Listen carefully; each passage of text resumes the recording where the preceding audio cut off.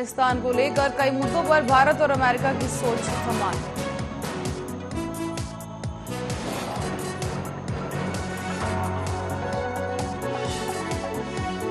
कपिल सिब्बल के आवास पर प्रदर्शन को लेकर कांग्रेस में तकरार, जल्द बुलाई जाएगी सीडब्ल्यूसी की बैठक।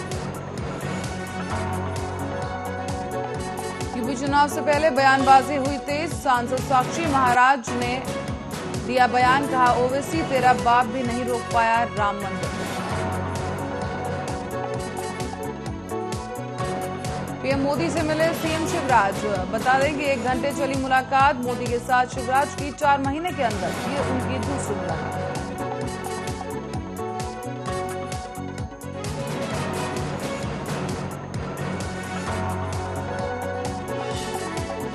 नमस्कार, आप देख रहे हैं आर्य न्यूज। मैं हूं आपके साथ पल्लवी सिंह। रुक करेंगे इस वक्त की बड़ी खबर की ओर। प्रियंका गांधी लखनऊ से दिल्ली के लिए अब रवाना हो गई हैं और इस दौरान कॉल हाउस से एयरपोर्ट के लिए निकली हैं प्रियंका गांधी का ये 5 दिवसीय लखनऊ का दौरा अब पूरा हो चुका है और इस दौरान अब हर सप्ताह 5 दिन के लिए लखनऊ में रहेंगी प्रियंका गांधी। बड़ी खबर इस वक्त की आपको बता दें, प्रियंका गांधी 5 दिवसीय लखनऊ दौरे पर आई थी और आज उनका दौरा पूरा हो चुका है, जिसके बाद अब वो लखनऊ से रवाना होंगी। आपको बताते चलें कि हर हफ्ते अब से 5 दिन लखनऊ में रहेंगे प्रियंका गांधी और इसी के साथ ही आगामी चुनाव को लेकर प्रियंका गांधी कार्यकर्ताओं से बात करेंगी।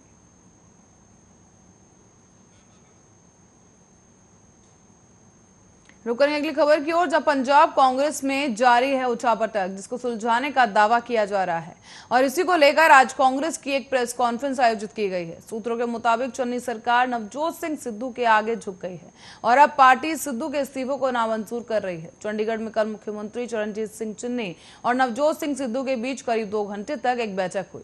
सूत्रों के मुताबिक सिद्धू की मांग पर अब डीजीपी और बदलने का रास्ता साफ हो गया है, इसलिए सिद्धू का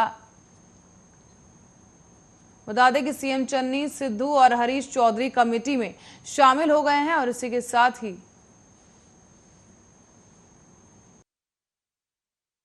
बताते चले कि हरीश रावत की जगह हरीश चौधरी को पंजाब का प्रभारी बनाया जाएगा। बताते चले कि आज कांग्रेस प्रेस कॉन्फ्रेंस करके चन्नी और सिद्धू की एक मीटिंग के लिए गए हैं और जिस दौरान अब कई फैसलों को इस मीटिंग के दौरान लिया जाएगा, जिसकी जानकारी साझा की जाएगी।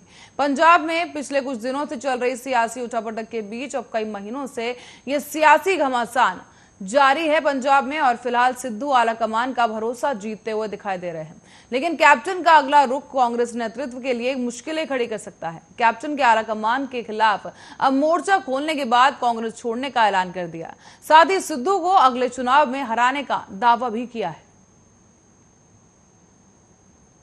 और उत्तर प्रदेश के गोरखपुर जिले में पुलिस की खाकी वर्दी खून से लाल हो गई है। इस बार वो खून एक बेगुनाह का है, जिसकी गलती ये थी कि वो अपने दोस्तों के साथ गोरखपुर घूमने चला गया था। वो अपने दोस्तों के साथ गोरक्षनाथ मंदिर जाने की तैयारी कर रहा था, लेकिन 6 वर्दी वाले गुंडों ने उसे पीट पीट कर उसकी जान ले ली। आखिर ऐसा कब हुआ और ये बेगुनाह का कत्ल के बाद आखिर क्यों हुई है?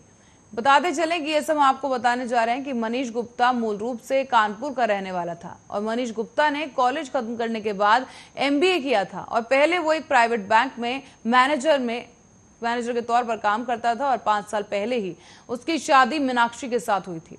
शादी के बाद पति पत्नी दोनों का एक बेटा भी है, जिसका नाम अविराज है और वो अब 4 साल का हो चुका है। मनीष और मीनाक्षी की शादी के बाद नोएडा आ गए थे वो दोनों और इस दौरान यहीं पर वो काम करने लगा था, लेकिन पिछले साल ही कोरोना आया तो दोनों वापस अपने घर कानपुर लौट गए। अब वहां रहकर मनीष प्रॉपर्टी का ही काम कर रहा था। इस दौरान मनीष का रुझान राजनीति की तरफ हुआ तो 4 महीने पहले ही उन्होंने सत्तारूढ़ बीजेपी में कदम रखा। वो भाजपा के सभी कार्यक्रमों में भागीदारी करते थे। 5 साल पहले गुड़गांव के रहने वाले अरविंद सिंह और प्रदीप कुमार से मनीष गुप्ता की दोस्ती हो गई थी और पहले मनीष एक इवेंट में प्रदीप कुमार से मिले थे और प्रदीप के जरिए उनकी दोस्ती अरविंद सिंह के साथ हुई थी। तीनों ही दोस्तों में खूब जमती थी और कभी भी करीब 10 दिन पहले ही इन तीनों ने किसी परिचित के उन लोगों से सामने गोरखपुर की तारीफ भी की थी और वो तारीफ सुनकर ही मनीष अपने दोनों दोस्तों के साथ गोरखपुर जाने की योजना बना डाली। सोमवार को ही तीनों दोस्त गोरखपुर में थे और वहां तीनों रामगढ़ताल थाना इलाके से कृष्णा नगर पैलेस में ठहरे थे। तीनों सोमवार को वहां मीटिंग भी की और फिर सुबह उठकर गोरक्षनाथ मंदिर जाने का प्रोग्राम बनाया। देर शाम को ये दोनों ही दोस्त होटल आए और सोने की तैयारी करने लगे। इसी बीच मनीष को नींद आ गई।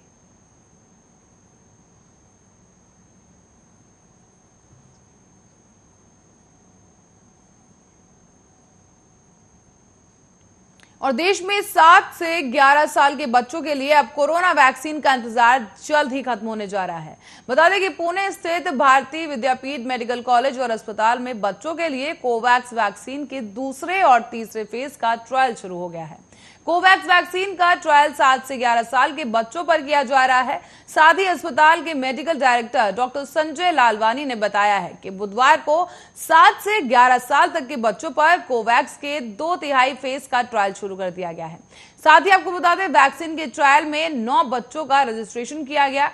पुणे स्थित भारतीय विद्यापीठ मेडिकल कॉलेज और अस्पताल के medical director doctor Sanjay Lalwani ने बताया है कि जो माता पिता अपने बच्चे का ट्रायल के लिए रजिस्ट्रेशन करना चाहते हैं, उन्हें स्थानीय भाषा में परामर्श दिया जाता है।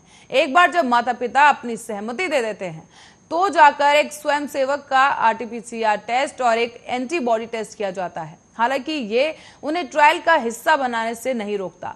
इस फेज की ट्रायल के लिए पूरे भारत में 9 सेंटर्स की पहचान की गई है, जिसमें भारतीय विद्यापीठ मेडिकल कॉलेज अस्पताल भी शामिल है।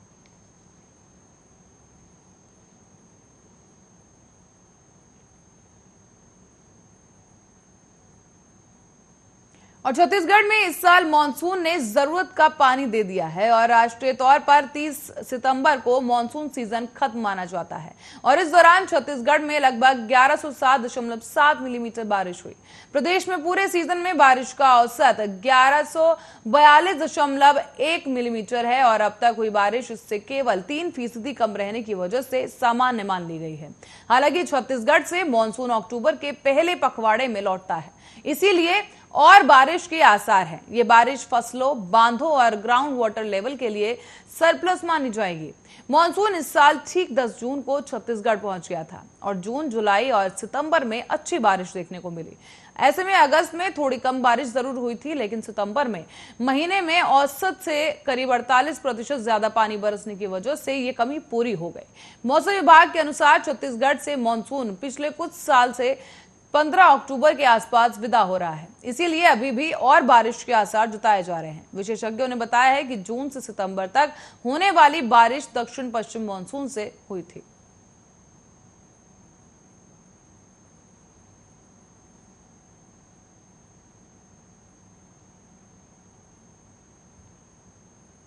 मुख्यमंत्री नीतीश कुमार शासन आने के बाद से ही लगातार बिहार को विशेष राज्य का दर्जा देने की मांग केंद्र से करते रहे हैं और इस बाबत अब विधानमंडल में सर्वसम्मति से प्रस्ताव पारित कर केंद्र को भेज दिया गया है। लेकिन इन दिनों इस मांग को लेकर जिस तरीके की बयानबाजी जारी है, उससे लगता है कि ये मांग अब एक मजाक बनकर रह गया है।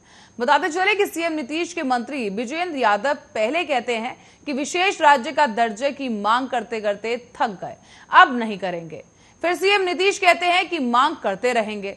ऐसे में सवाल है कि क्या बिहार को विशेष राज्य का दर्जा दिए जाने की मांग एक जिद है या फिर राजनीतिक हथियार?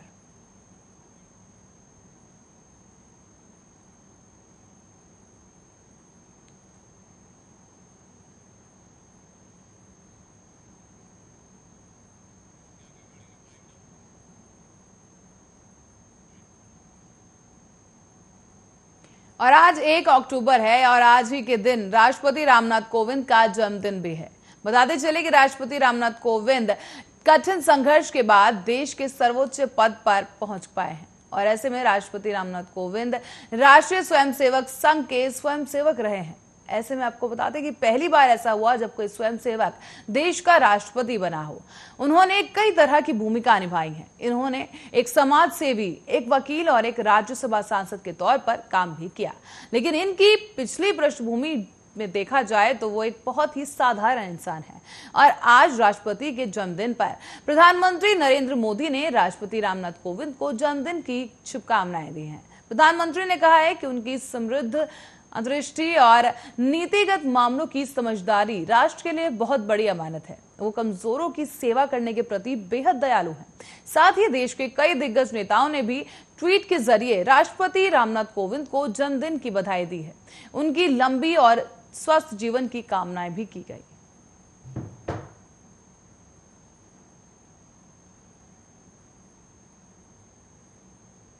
गोरखपुर का रामगढ़ताल थाना क्षेत्र में 72 घंटे में 2 अहम वारदातें हुई, जिसके चलते एक 25 साल के शख्स की मौत हो गई। मृतक मध्य प्रदेश के रीवा का रहने वाला था, जो कि रामगढ़ताल थाना से महज 200 मीटर दूर देवरिया बाईपास रोड के पूरब मेडिकल शॉप पर वेटर का काम करता था।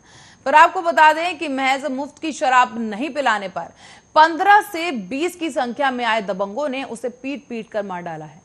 बताते चले कि मॉडल शॉप पर तोड़फोड़ की गई और मारपीट की यह घटना सीसीटीवी में कैद हो गई है।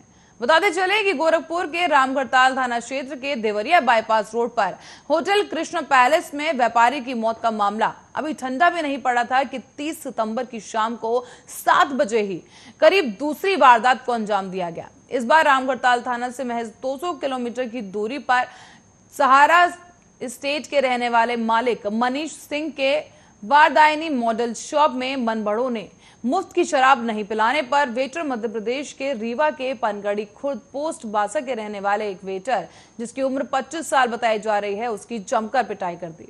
इस दौरान बीच बचाव करने आए एक और वेटर, जिसका नाम रघु है, वो भी घटना का शिकार हो गया और उसे गंभीर चोट आई है। बताते चले कि फिलहाल पुलिस ने एक टीम गठित कर आरोपियों की धरपकड़ शुरू कर दी है।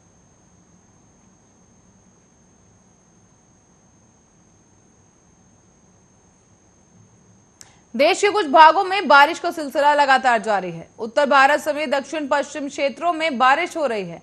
मौसम विभाग की माने तो देश के अलग अलग हिस्सों में बारिश की संभावना अभी भी बनी हुई है। चक्रवाती तूफान गुलाब का असर आंध्र प्रदेश, ओडिशा, बंगाल समेत आसपास के राज्यों पर भी पड़ा है और मौसम विभाग ने अगले 2 दिनों तक यानी कि 3 अक्टूबर तक तेलंगाना, तमिलनाडु, कर्नाटक, मध्य महाराष्ट्र, कोंकण क्षेत्र, गुजरात, मध्य प्रदेश, पूर्वी उत्तर प्रदेश, बिहार, झारखंड में 3 अक्टूबर तक पानी गिरने का अनुमान जताया है। मौसम विभाग के कुछ राज्यों के लिए अलर्ट भी जारी किया गया है और इसमें दिल्ली, महाराष्ट्र, उड़ीसा, बंगाल, बिहार, आंध्र प्रदेश समेत कई राज्य शामिल हैं, जहां पर हल्की से लेकर मध्यम बारिश तक होने का अनुमान जताया जा रहा है। राष्ट्रीय राजधानी दिल्ली में भी शुक्रवार को हल्की बारिश होने की संभावना है।